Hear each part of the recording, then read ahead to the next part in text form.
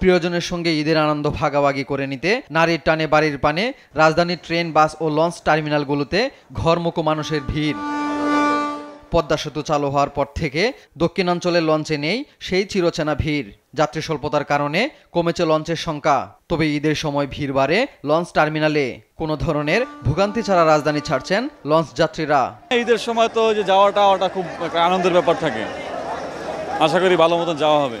না, আল্লাহর রহমতে এখন তো আমরা কোনো ধরনের কোনো সমস্যার সম্মুখীন হইনি। অনেক আনন্দের বিষয়, এখানে বাবা মা আছে, তাদের সাথে দেখা করব।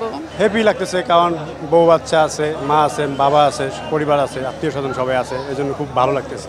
ট্রেনের টিকিট পেয়ে নির্বিঘ্নে নির্দিষ্ট গন্তব্যে ট্রেনে রাজধানী ছাড়ছেন নগরবাসী।